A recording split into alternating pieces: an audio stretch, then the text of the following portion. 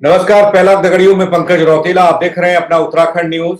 उत्तराखंड में कई तरह की न्यूज जो मैं आप तक पहुंचा रहा हूं, लेकिन इस बीच मौसम बदल रहा है। कभी सर्दी, कभी गर्मी, कभी बरसात दिखाई दे रही है और इसका असर सीधे आपके शरीर पर पड़ता हुआ भी आप लोग महसूस कर रहे होंगे। लेकिन सबसे ज्यादा चिंता हमें रहती है तो बड़े बुजुर्गों की या फिर बच्चों की। उनको लेकर ज्यादा संजीदा रहने की जरूरत महसूस होती है। ऐसे में ये जानना और समझना बेहद जरूरी है कि मौसम के बदलाव में कौन कौन से बीमारियां और कैसे उन बीमारियों से बचाया जा सकता है।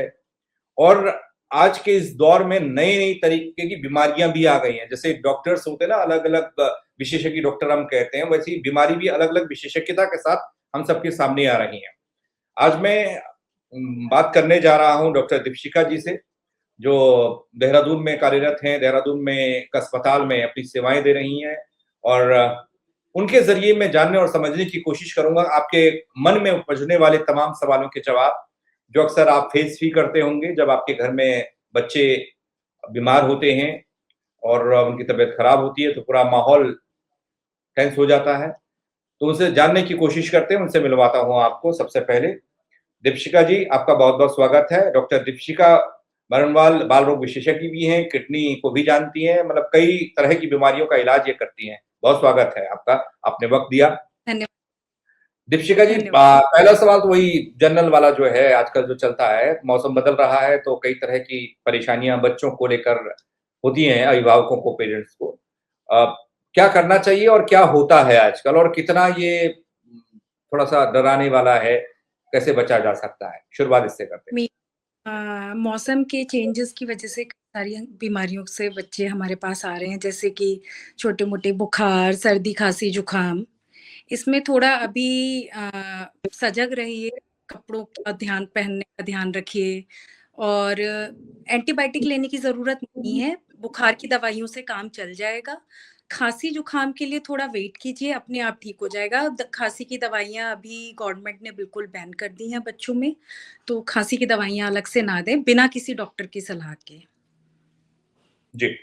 आप आपसे ना खास तौर से एक विषय पर बात करना चाहता हूँ, वो शायद इतना टची नहीं है, लोग नहीं जानते हैं। आज के दौर में हम बड़े लोग, बूढ़े लोग तो उस बीमारी से जूझ ही रहे हैं।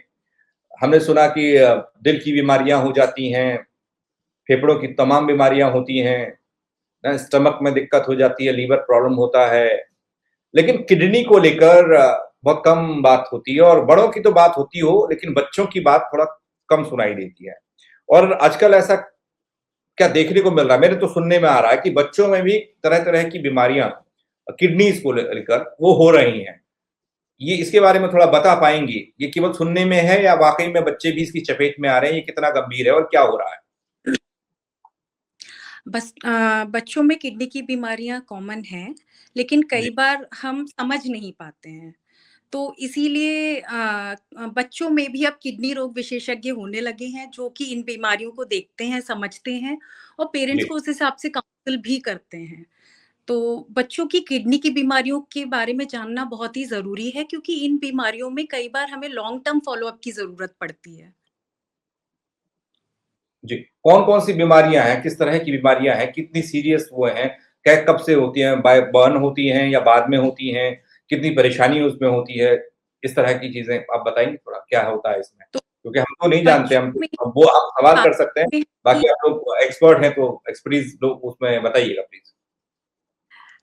तो पहले बात करते हैं कि बच्चों में किडनी की बीमारियाँ कब से देखी जा सकती हैं। तो हुँ, बच्चों में किडनी की बीमारी बच्चा जब माँ के गर्भ में हो उसी समय से पता चल जाती हैं।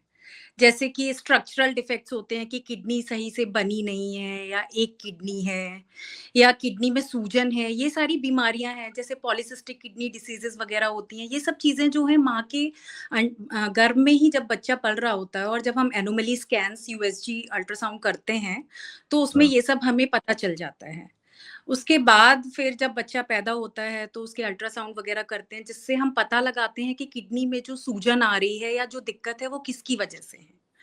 तो जी, उसके बाद बड़े बच्चों में कई तरीके की बीमारियां होती है। इन्फेक्शन की वजह से किडनी में नुकसान पहुंचना, डिहाइड्रेशन की वजह से किडनी को नुकसान होना और पेशाब में इन्फेक्शन होना, जिसे हम यूटीआई कहते हैं, रिकरेंट यूटीआई जो है वो लंबे समय में किडनी को बहुत नुकसान पहुंचा सकता है।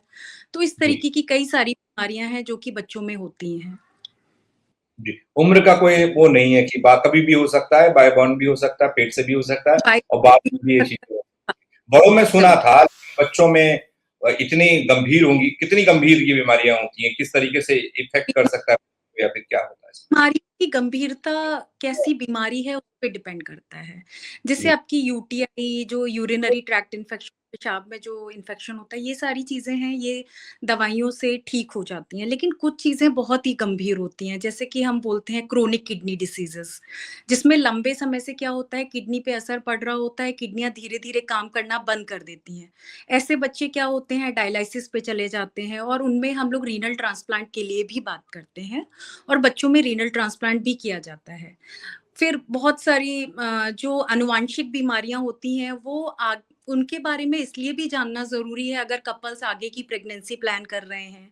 और आनुवांशिक बीमारियाँ पता लगाने से हम उसमें जल्दी रीनल ट्रांसप्लांट के लिए जा सकते हैं। किडनी और खराब होने से हम उसका बचाव कर सकते हैं, या जो बच्चे एक किडनी पर ही काम कर रहे हैं, उसको ध्यान रख सकते हैं कि उसको कैसे ध्यान रखना है ताकि वो ठीक-ठाक काम करती रहे। तो ये हुँ। सारी दिक्कतें इसकी जो जो हैं। जाँच है या फिर इस तरह की समस्याएँ ना आए, अब बाय बॉर्न कोई चीज़ हो रही है तो उसको तो पता लग जाएगा और क्या ऐसा होता है कि अगर एक किडनी है तो अगर पता चल गया पेट में बच्चा जब है गर्भ में, तो वो 2 हो जाएँगी, ऐसा कुछ है? ऐसा हो नहीं, सकता है किडनी क्या? नहीं, किडनी की एक गिरावट किडनी भी अगर वो बच्चा सर्वाइव कर ठीक हो, पाएगा, ऐसा कुछ बताइए? जैसे एक किडनी वाले सिंगल किडनी बच्चे सर्वाइव करते हैं, अच्छा सर्वाइव करते हैं, लेकिन कुछ-कुछ ज़रूरी बातों का ध्यान रखना होता है, डिहाइड्रेशन प्रिवेंट करना, नेफ्रोटॉक्सिक ड्रग्स अवॉइड करना जो कि किडनी पे असर डाल सकती हैं। तो हुँ, ये सारी चीज़ें हैं और हम लोग उसकी ऐसे बच्चों को हम लोग लॉन्ग टर्म फ़ॉलो-अप में रखते हैं। हम लोग renal function test, blood test वग़ैरह, यूरिन टेस्ट करते रहते हैं। बीपी बच्चों का रेगुलर चेक करते हैं। बच्चों के रेगुलर अल्ट्रासाउंड्स देखते हैं ताकि जो किडनी है उसकी ग्रोथ कैसी हो रही है। तो ये सारी चीज़ें लॉन्ग टर्म फ़ॉलो-अप में बहुत ज़रूरी हैं। हुँ। बड़ों में हमने किडनी ट्रांसप्लांट सुना है, हो जाता है इधर से उधर, कोई परिवार का आदमी दे और क्या बच्चों में ऐसा पॉसिबल है? बच्चों में पॉसिबल है, बच्चों में कई सिचुएशंस में हमें रीनल ट्रांसप्लांट के लिए जाना पड़ता है। कई हुँ, बार जो बच्चे क्रोनिक किडनी डिसीज़ेज़ जिनको होती हैं, जिनमें लंबे समय तक किडनी काम करना बंद कर देती है और जो डायलिसिस डिपेंडेंट हो जाते हैं, ऐसे बच्चों में हम लोग किडनी ट्रांसप्लांट के लिए पेरेंट्स को काउंसल करते हैं और किडनी ट्रांसप्लांट हो रहे हैं और सक्सेसफुल भी हैं, अगर टाइमली इंटरवेन किया जाए तो। हुँ। ये किडनी की समस्या पहले नहीं है बच्चे को या बाद में हो रही है या होनी होगी, तो उसके लिए क्या ऐसा करना चाहिए कि ना हो बीमारी? कोई भी चीज़ अगर होने वाली है या लक्षण छोटे-मोटे हैं, कई-कभार दिख जाता है जैसे बोलते हैं कि थोड़ा बच्चे के हार्ट में थोड़ा स्पॉट दिख रहा है, कोई चमकीली चीज़ है, कोई पॉइंट है, कोई छेद की तो बात आती है, ना वैसे किडनी बच्चों के मामले में क्या होता है? तो बच्चों की किडनियों की बीमारी के जो सिम्पटम्स हैं, वो बहुत मामूली भी हो सकते हैं, जैसे ग्रोथ ना होना, हुँ, भूख ना लगना, उल्टी जैसा मन होना, ये सारी हुँ, चीज़ें।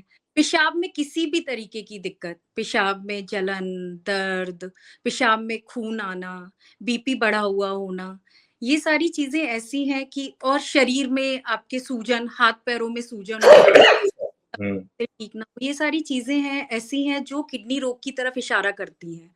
तो अगर ऐसी किसी भी समस्या का बच्चा अगर सामना कर रहा है, तो आप उसे तुरंत की तुरंत स्पेशलिस्ट डॉक्टर से दिखवाएँ और उनकी जाँचें करवाएँ। हुँ। रोकथाम या रोकने के लिए मतलब यही एक वो है कि आप डॉक्टर की सलाह रोकथाम करने तुरंत के लिए सबसे इम्पोर्टेंट 3-4 बातों का ध्यान रखना है, डिहाइड्रेशन। कभी भी हुँ, डिहाइड्रेशन जैसी सिचुएशन आती है, जैसे कि उल्टी, डायरिया बहुत ज़्यादा हो, तो ये सारी चीज़ें किडनी को बहुत जल्दी अफ़ेक्ट करती हैं। उसके बाद है कॉन्स्टिपेशन, बच्चों में कब्ज़ होना। ये माँ-बाप को बहुत समय पता ही नहीं होता है कि बच्चों को कब्ज़ है। कब्ज़ ऐसी बीमारी जो धीरे-धीरे रिकरेंट यूटीआईज़ करवा देती है और हुँ, उससे किडनी में दिक्कत हो जाती है लंबे समय में। फिर हमारी एक छोटी-सी गलती होती है, घर में सर्दी खांसी जुकाम बुखार हुआ, छोटी मोटी दवाइयों के लिए हम लोग बिना डॉक्टर के प्रिस्क्रिप्शन के जो दवाइयाँ over the counter drugs use कर लेते हैं, तो ऐसी चीजों को अवॉइड करना चाहिए। बिना डॉक्टर की सलाह के दवाइयाँ ना लें। हर्बल ड्रग्स का भी कोशिश करें, इस्तेमाल कम करें, या फिर बिना किसी कंसल्टेशन के कोई हर्बल ड्रग्स या ना लें। ये सारी 3-4 बातें हैं जिनका ध्यान रखना चाहिए। क्वेश्चन आता है जब भी हम बात करते हैं कहीं पर, जो न्यू बॉर्न बेबीज होते हैं 3 मंथ 4 मंथ या 5 मंथ तक, वो फीडिंग करते हैं, देन वॉमिटिंग होती है उनको ना, वॉमिटिंग होती है, और कई बार गला घर घर की आवाज भी करता है। डॉक्टर्स तो शायद नॉर्मल बताते हैं, और लेकिन ये कितना क्या है, कितना असरदार है, क्यों होता है, क्या कोई चिंता वाली बात इसमें है? बच्चे का वॉमिटिंग करना, कभी वो बिल्कुल पानी की तरह वॉमिट करते हैं, कभी वो दही की तरह वॉमिट करते हैं, उसकी भी कुछ चीजें बताई जाती हैं। कि वो जो ब्रेस्ट फेड बच्चे होते हैं जो वॉमिटिंग करते हैं, मेनली रिगर्जिटेशन होता है, उसके लिए बहुत ज्यादा हम लोग कुछ करते नहीं है, बस एडवाइस करते हैं मदर को कि फीड कराने के बाद बच्चे को बर्प कराएं। बर्प मतलब कंधे पे बच्चे को डकार दिलवाएं। तो वो कॉमन चीजें हैं, उसके लिए हम लोग कोई दवाई नहीं देते। अगर बहुत ज्यादा दवाई नहीं, ये क्यों होता है? ये होता ही होता है, या फिर इसका कोई कोई रीजन होता है कि होना है?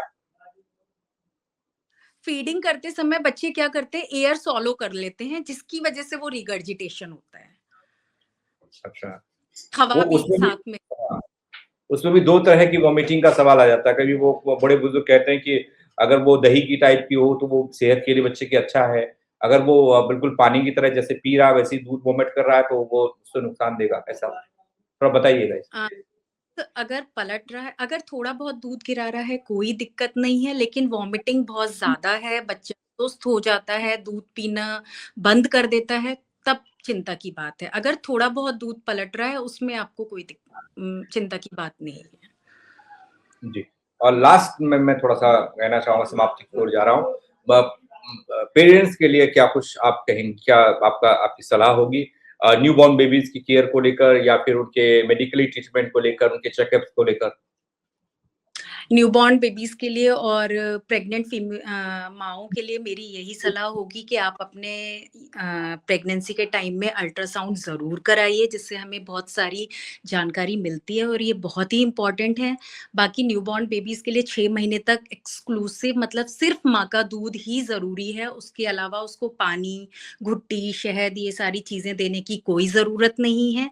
सारे टीके नियम से और टाइम से लगवाएं, और विटामिन डी के ड्रॉप बहुत इम्पोर्टेंट हैं जो कि 1 साल के लिए रिकमेंडेड है, तो विटामिन डी ड्रॉप्स ज़रूर दें बच्चे को 1 साल की उम्र तक। चलिए, बहुत शुक्रिया डॉक्टर, आपने हमें वक़्त दिया, और तमाम कई सारे पेरेंट्स के मन में ये सवालात होते हैं और वो जानना भी चाहते हैं, कई लोग थोड़ा परेशानी में भी होते हैं, तो उनके जवाब शायद उनको मिल जाएँ आपके इस कार्यक्रम के द्वारा हमारे साथ जुड़ने से। बहुत शुक्रिया एक बार फिर से आपका। Thank you. Thank you. तो बच्चों की तमाम तरह की परेशानियाँ, उन परेशानियों को लेकर मैंने सोचा कि डॉक्टर दीपशिखा जी से बात हो जाए, तो बहुत नॉर्मल सी चैट, बहुत नॉर्मल से सवालात जो होते हैं, लेकिन एक चीज़ है, किडनी वाला जो मसला है वो थोड़ा-सा गंभीर लगता है कि ब बड़ों के मामले में सुना था कि किडनी में तमाम तरह की परेशानियाँ होती हैं, किडनी ट्रांसप्लांट भी होता है, लेकिन अब नई चीज़ें निकल कर आई कि बच्चे भी इससे इफ़ेक्टेड हो रहे हैं, बच्चों को भी इससे परेशानी हो सकती है, वो चाहे गर्भ में है या फिर वो बाद में बाहर आकर बच्चों को किडनी की परेशानी हो सकती है। दोस्तों, अगर आपके मन में कोई सवालात हों तो आप मेरे को कमेंट के ज़रिए ज़रूर बताइएगा और शेयर करिएगा, ताकि और लोग भी देख पाएँ, कोई ज़रूरी चीज़ उनकी हो तो इसमें से निकल कर आएँ, वो समझ पाएँ, और कमेंट के ज़रिए बताएँगे तो शायद मैं आगे किसी कार्यक्रम में उन सवालों को भी जगह दे पाऊँ। बहुत शुक्रिया दोस्तों मेरे साथ जुड़ने के लिए। जय उत्तराखंड।